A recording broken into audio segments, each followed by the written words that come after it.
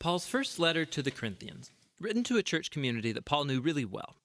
Corinth was a major port city in the ancient world and had lots of temples to Greek and Roman gods. It was a big economic center, and so Paul strategically came here as a missionary. He spent a year and a half there getting to know people, talking to them about Jesus, and a whole bunch of people became followers of Jesus and formed a church community. You can read about all of this in Acts chapter 18. So after a while, Paul moved on to start churches in other cities, and he started getting reports that things were not going well at all back at the church in Corinth. It was plagued by all kinds of problems, and that's why he wrote this letter. It's broken up into 5 main parts, along with a final greeting. And these 5 sections correspond to 5 main problems that Paul is addressing. And so the letter reads like a collection of short essays on different topics, but there are these core ideas that unite all of the pieces together. So here's what he does in each section.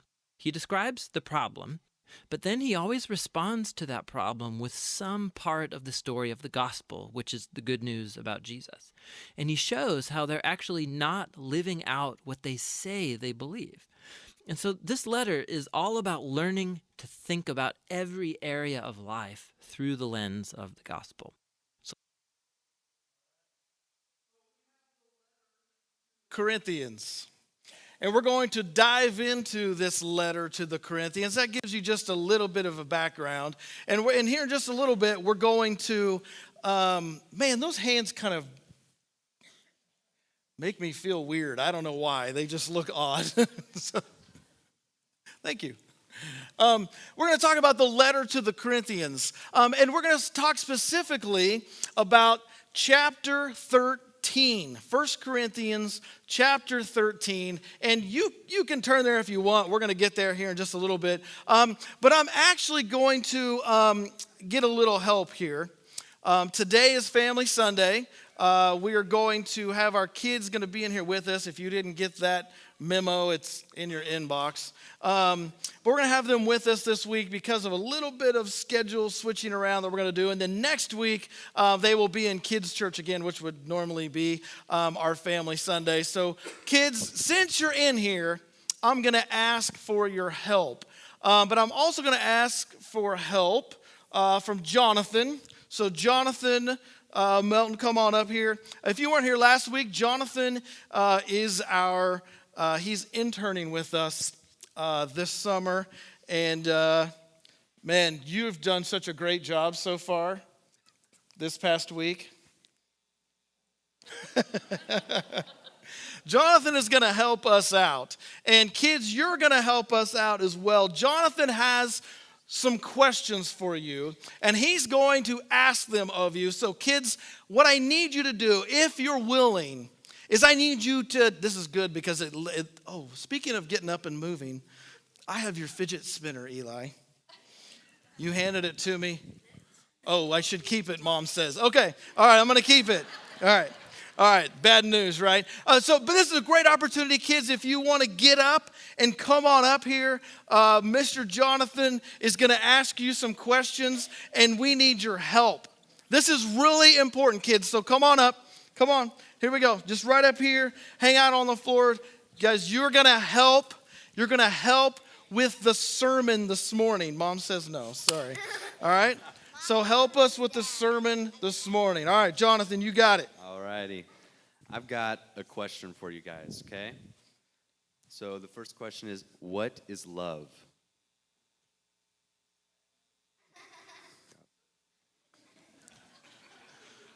He's the one I warned you about, Jonathan.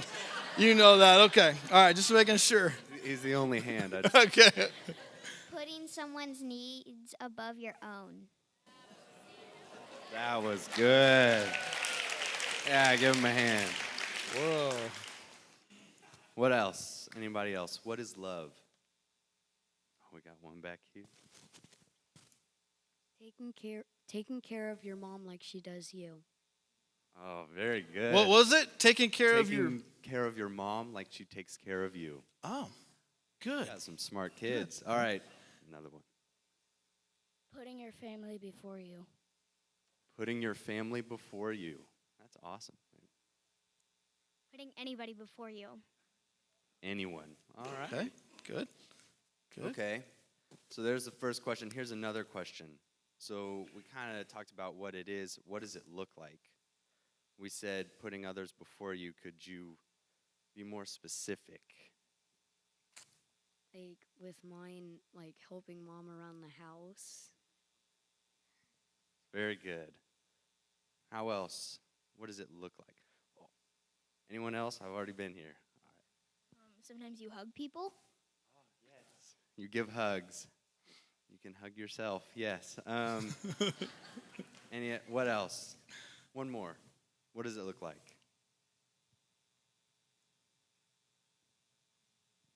Anybody? Okay. All right. Oh, Marshall, do you have another good one? Oh, okay. All right. Okay. Thank you. Hey, thank you, Jonathan, All right. for asking a question. So what, let me ask this, and Jonathan maybe can pass the mic. What do some people think love looks like? Maybe not you, but what do some people think love looks like? Giving stuff to other people. What is it? Can we turn that up just a little bit? We can. Giving the people that need stuff. It's on. To them. She said giving stuff to other people. Okay. Good. All right. When people don't have money, you give it to them. Okay. Good. Good. What else? What else? What are some behaviors that show love? You guys you're answering them well. I'm just Acts of kindness. okay. All right. Good. Good. All right. Man, you guys have never ever been this quiet in any setting I've ever been with you. So why don't you go back to your seats and act up around your parents? I'm just kidding. I'm kidding. Don't. Thank you, Jonathan. Hey, appreciate that, guys. Thank you for your help. Yeah, give them a hand. You know, and as I mentioned last week, Jonathan's going to be handling a lot of our kids ministry stuff while I'm on sabbatical, which starts here in a couple of weeks. And he's just a great dude, and I'm excited for what he's going to bring to our church, and he's excited to be here. But there's a second part to this video, all right? So I want you to pay attention. You got a little bit of context of what the book of Corinthians, the letter to the Corinthians, was all about. But now I want you to get a little bit of context to this section where chapter 13 comes, all right? And so Paul says it's what Christians should do for other people. In chapters 11 through 14, Paul moves on and addresses problems in their weekly worship gathering. There were some people who were having really powerful spiritual experiences in the gathering, and so they would start praying out loud in unknown languages. There were other people who might start sharing a teaching or a word from God, and then someone would get up and interrupt them because they wanted to share. And it all was really chaotic, and it was distracting people, especially visitors, from hearing the gospel. So in these chapters, Paul helps them think, first of all, about the purpose of this gathering, to help them see what kind of behaviors are appropriate. He says the gathering is a place where God's Spirit should be working through everybody, and it should happen in a unified way. So he develops this cool metaphor about the church as a human body. It's one, but it has all these different parts. And each part serves a unique and important role. So he goes on to name a whole bunch of things that the Spirit does through all these different people, all for the building up of the church. That's a key phrase in these chapters. And Paul concludes that the highest value in the gathering should be a concept central to the gospel, God's love. And love is a key word in these chapters too. Love will compel each person in the gathering to use their role to serve and seek the well-being of others. So Paul applies all this to the Corinthians' problems. Some people think the purpose of the gathering is to have intense spiritual experiences or to get a chance to speak their mind.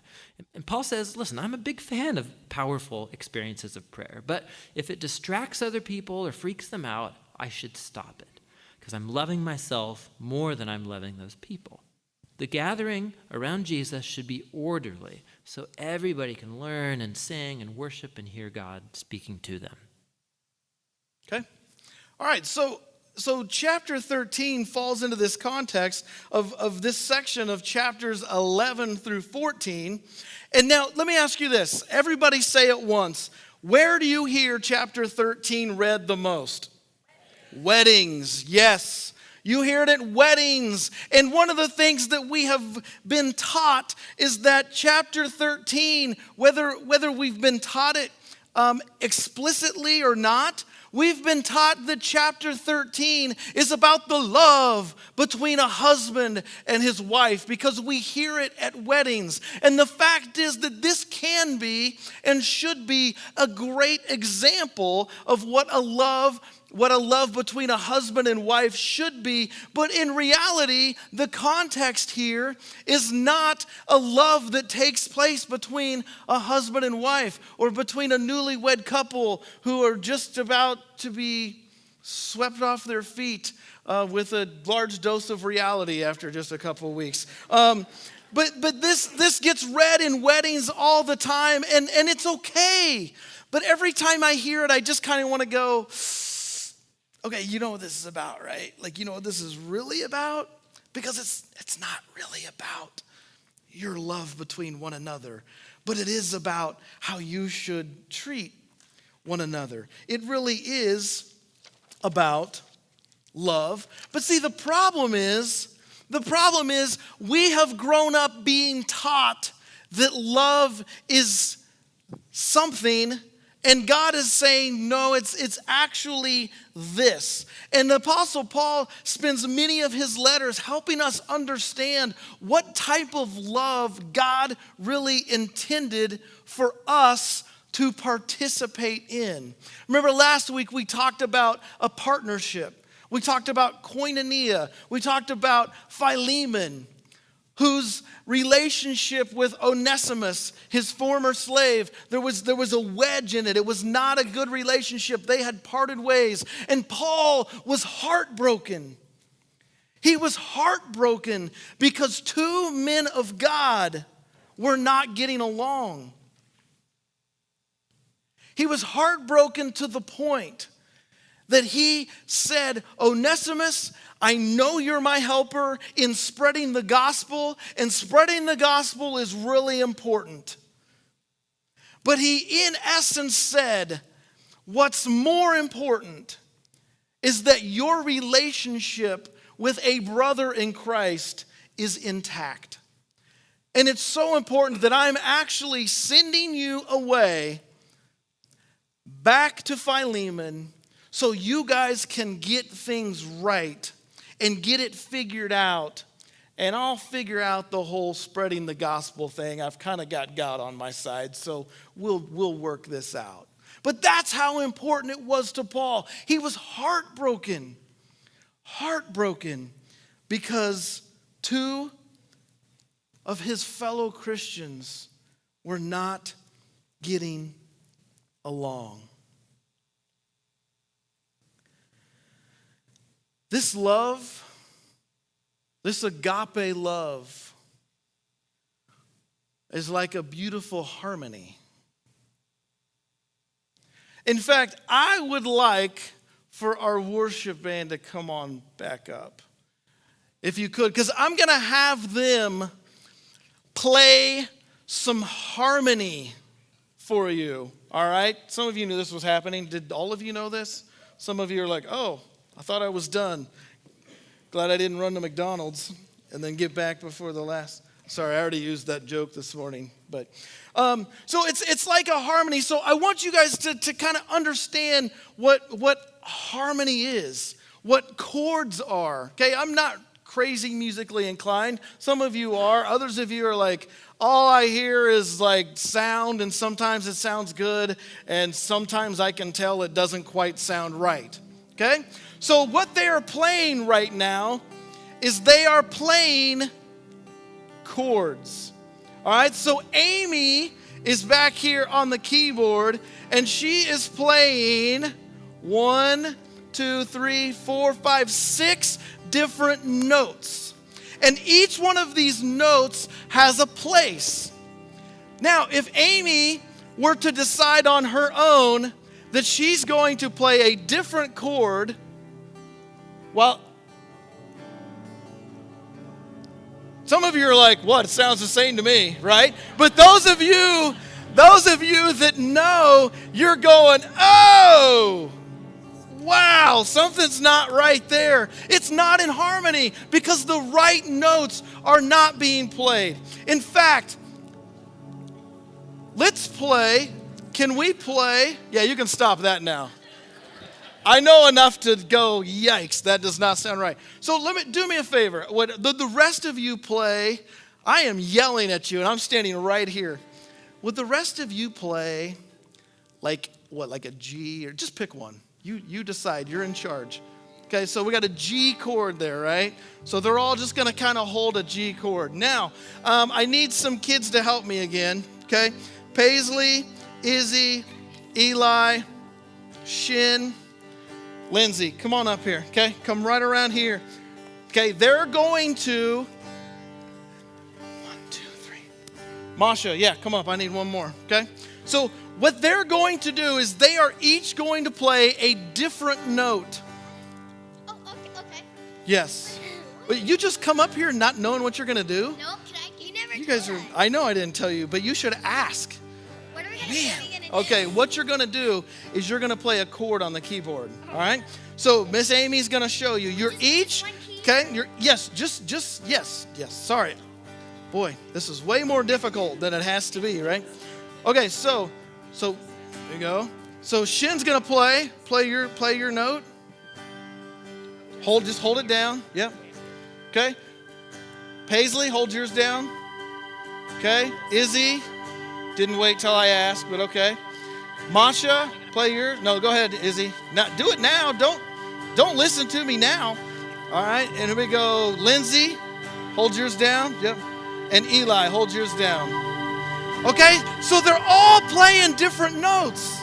Each one of them has a part in the chord.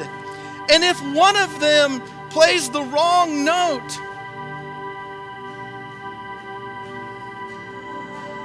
oh, that actually didn't sound bad. Here, let's play like a, yeah. There's Izzy. I gave Izzy that job. She's loving it. Okay, stop. All right. You're dismissed.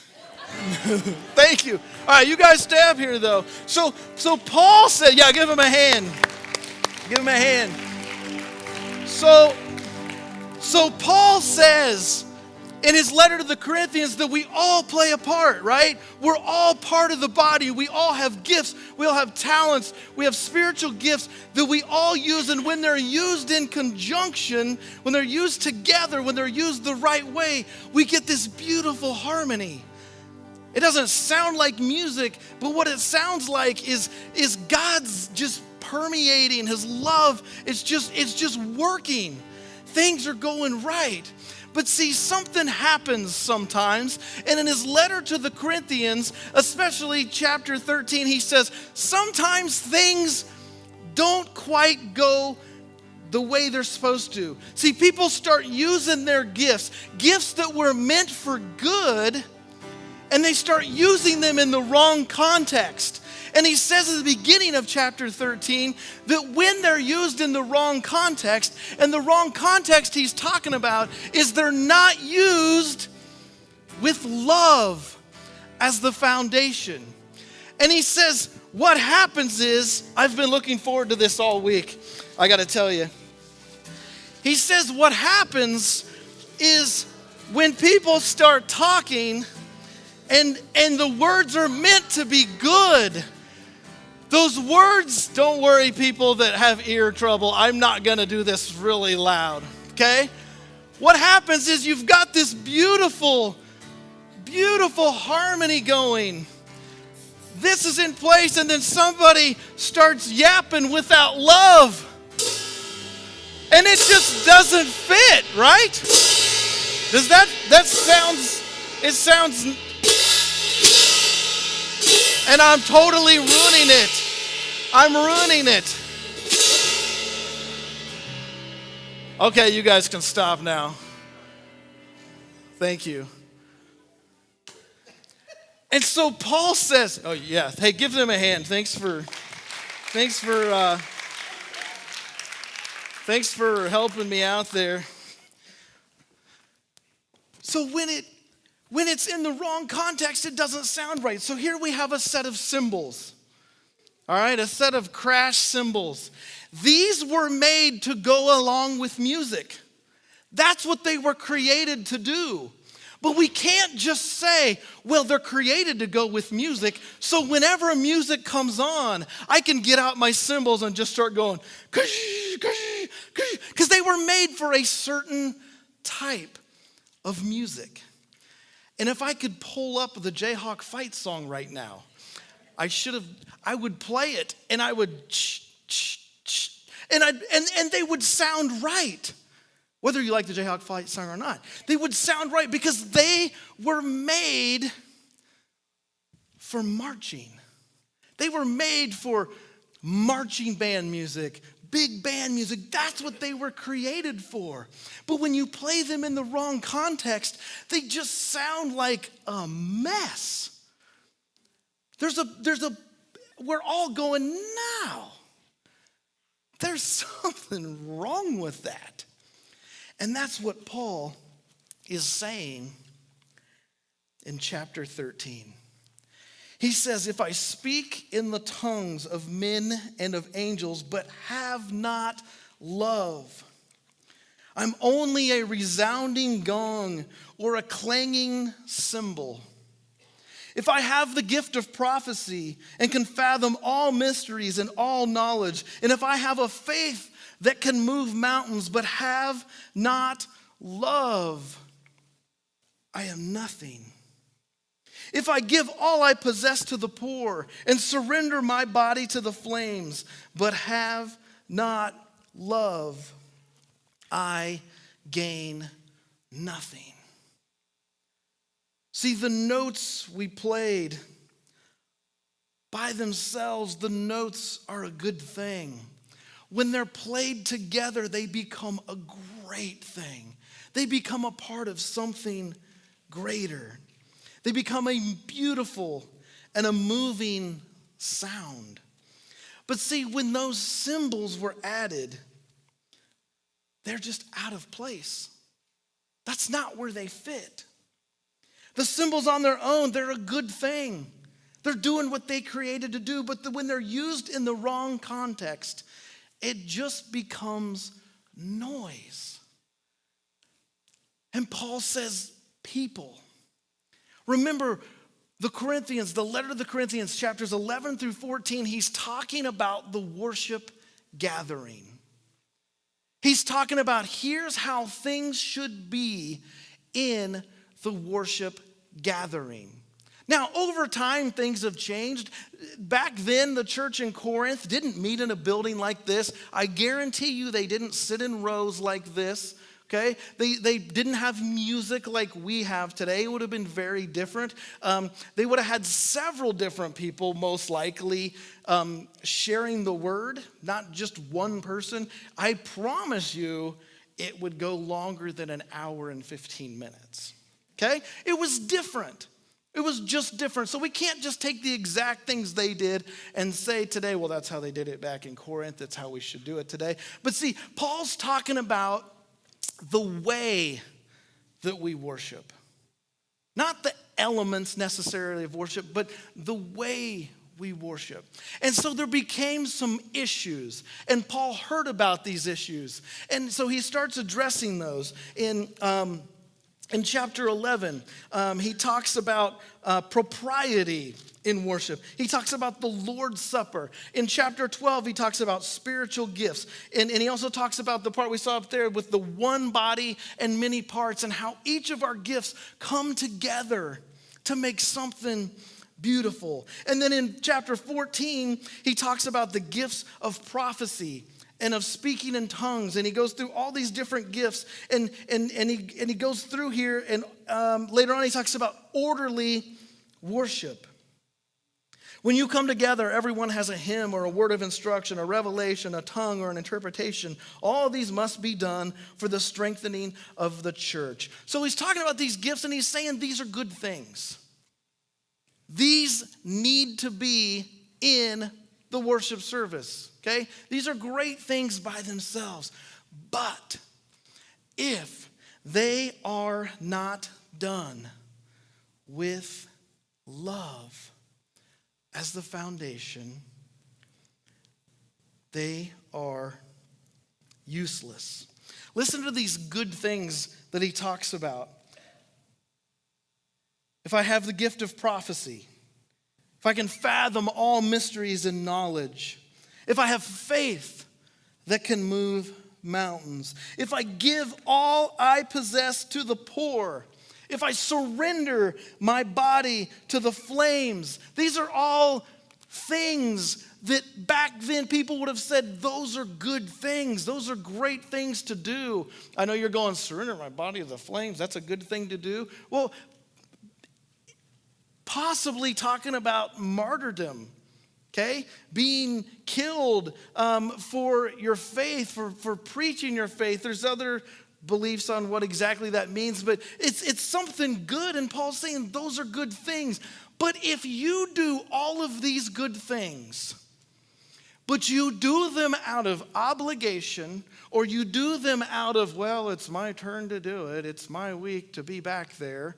If you do it out of, oh, yeah, I'll do that because it gets me in front of people and I want to make sure people see what I'm doing. If you do it out of all of these things,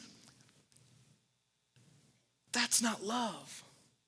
You're not doing it out of love. And he says those things are useless. This quote I found, think about this imagery. People of little religion are always noisy.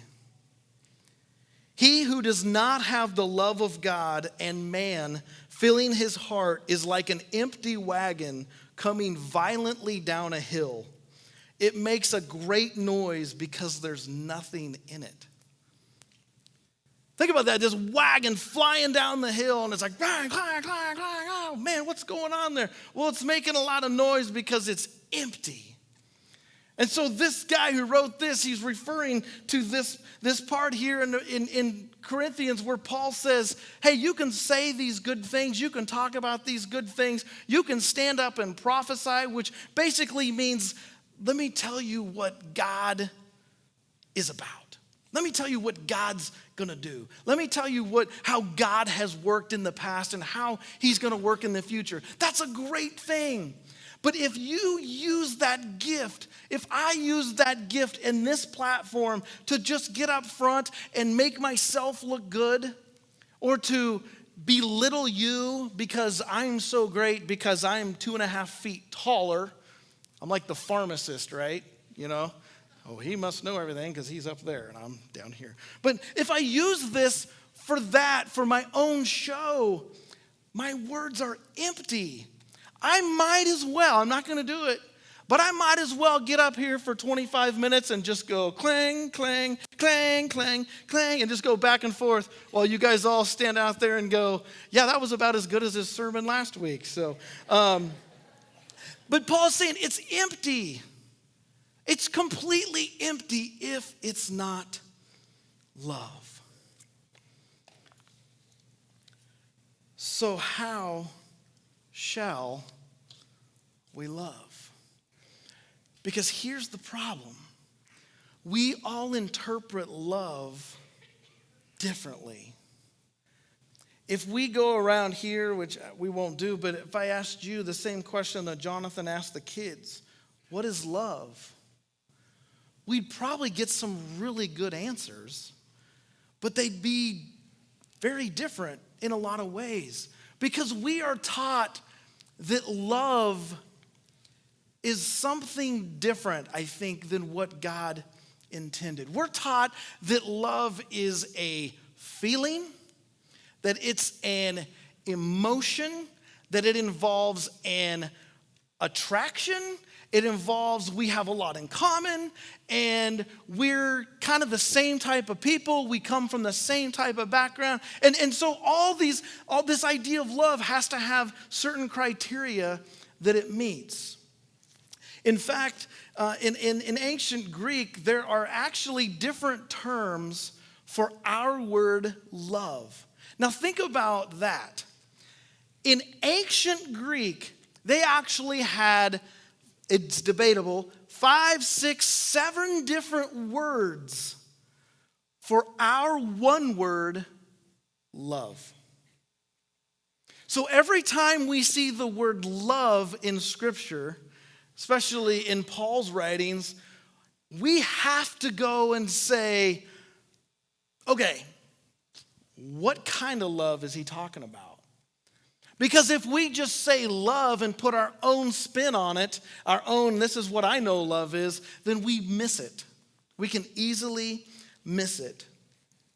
I'm going to talk about 4 of those types of love that the ancient Greeks used. One is eros. Okay? One is eros, and this describes the love between a man and a woman who are in love. This is your traditional, it involves physical and emotional. That's supposed to say and. Sorry, I messed it up. It involves a physical and emotional attraction. Okay? There's kids in here, so we won't take it any further than that. But there's words that come out of eros that would make even more sense to us. Okay? It's a physical and emotional attraction. This would be the basis for our marriages, for our dating relationships, eros. There's also storge. Okay? So storge, it refers to family love, the kind of love there is between family members. Okay? So think about the difference in those 2 types of loves. When we are talking about who we love, we have to distinguish, don't we, when we speak in our English. Okay? I love her. Well, that's my sister. Oh, okay. Now you've given me some context for that love. That's not your girlfriend? Oh, no, that's my sister. Oh, now we have some context. There's phileo. Phileo.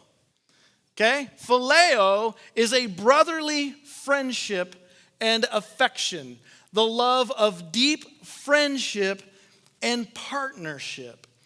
This is the love that Paul was referring to in his letter to Philemon. It's like, remember that God calls us to this phileo, okay? But also remember that God calls us to an even deeper love, Philemon, and that is agape. So let's look at agape here. See, I know I mentioned this earlier, but agape describes an unchanging, self-giving love that gives without demanding or expecting repayment. A love so great, it can be given to the unlovable or the unappealing. It loves even when it is rejected. The word in First Corinthians chapter 13 is agape.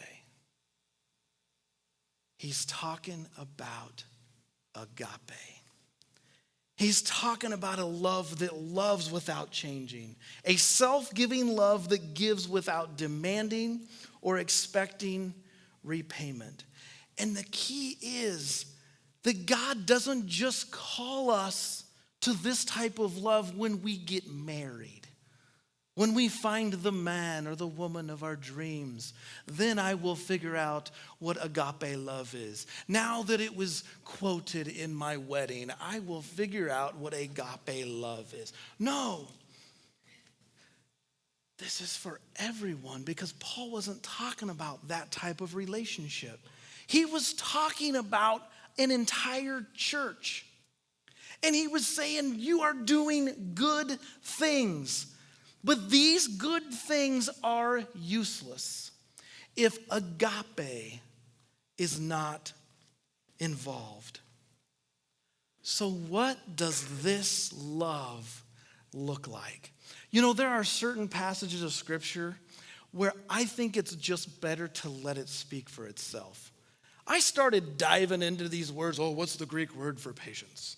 You know, what is that? What is this commentary? What does it say about envy? And you know what? I came to the point where I'm going, you know what? These words speak for themselves. This what Paul is suggesting here, what he's saying love is, speaks for itself. So starting in verse 4, he goes from you need to love, you need to agape, to let me show you what that means. This is what love is. Love is patient. Think about that for a second. Love is patient. Love is kind. It doesn't envy. It doesn't boast. It's not proud. It's not rude. It's not self-seeking. It's not easily angered. I don't like this next one. It keeps no record of wrongs. Love does not delight in evil, but rejoices with the truth. It always protects, always trusts, always hopes, and always perseveres.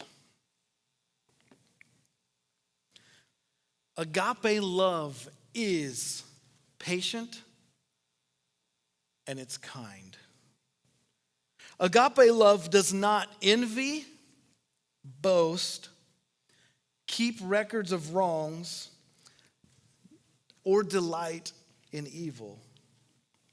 Agape love is not rude, self-seeking, or easily angered. Agape love does protect, trust, hope,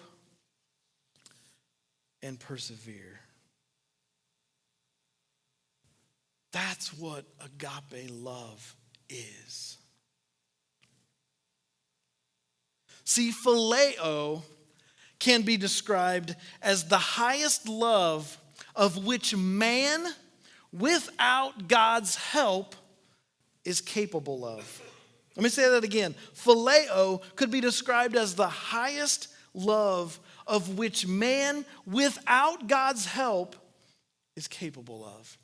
See, agape love is possible. Not only is it possible, it is asked of us. And it is possible because we have a great example. You've probably heard this many, many times, but if you could take the word love and put Jesus' name in there, in this passage, it would make perfect sense. The question is, and I think this is where Paul's getting, to that church in Corinth, can you put your name in there and make it make perfect sense? I'll be honest with you, I could do it, but it wouldn't make sense quite yet for me. I've got a ways to go.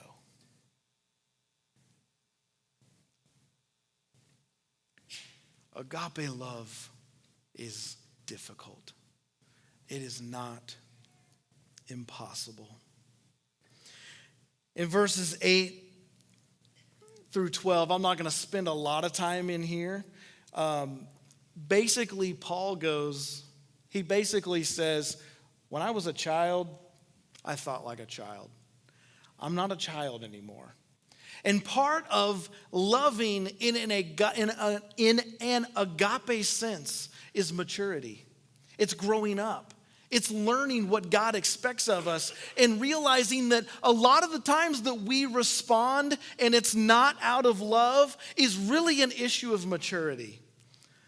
And I get it. I catch myself all the time going, oh man, why did I have that thought about that driver in front of me? And I go, gosh, how immature was that? I do that quite frequently. It's immaturity. And that's what Paul's saying is it's time to grow up. Because agape is a mature love.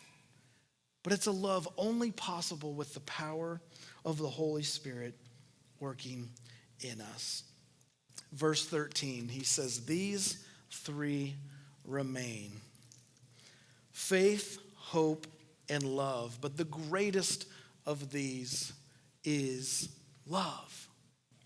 How can love be greater than faith and hope? See, faith, hope, and love, to say they remain, it means they endure. They will endure. But see, faith and hope will not be necessary at some point.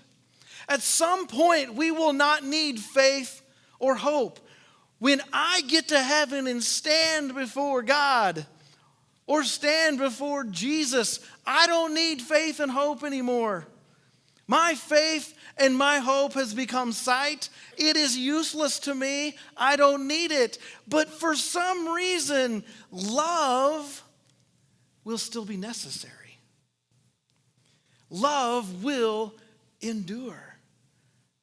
Love does not have an end point. It doesn't stop. That's why the greatest of these is love. I'm going a little bit backwards just to finish up here.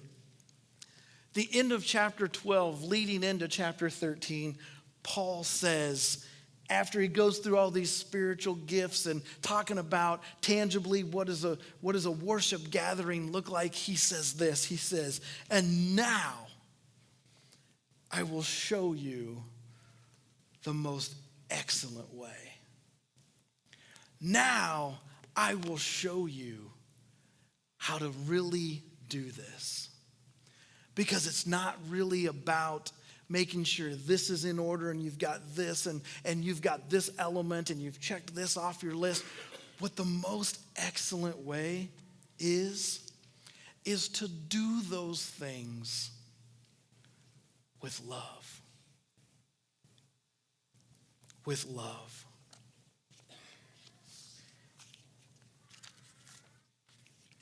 Some people don't like to talk about love because love is too mushy. It's too gushy. It's too emotional. It's too cuddly. I don't want to cuddle. I just don't want to cuddle. All right? Amy, we good? Yeah, we're good. But see, that's us taking love and putting it into our terms.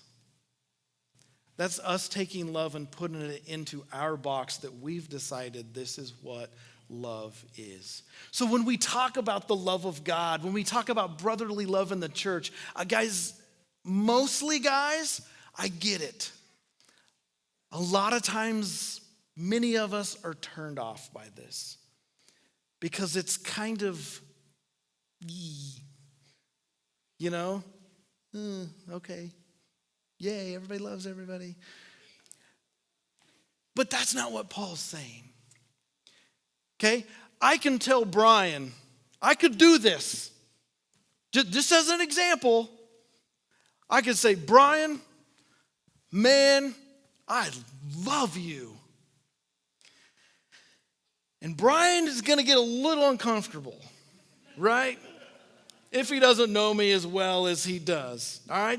I could go up to Brian and I could say, man, I love you so much, man, that can I just give you a hug? And then he'd be like, all right, we're friends. But the rest of you'd be like, what in the world is going on here, all right? This is a little weird. But see, I don't have to tell Brian I love him and go up and hug him for him to know. I'm sorry, I should have told you I was going to use you this morning. We spent a little time together yesterday. So it's not the mushy, gushy, feely, huggy, touchy love. Now, if you like that, that's great. That's fine.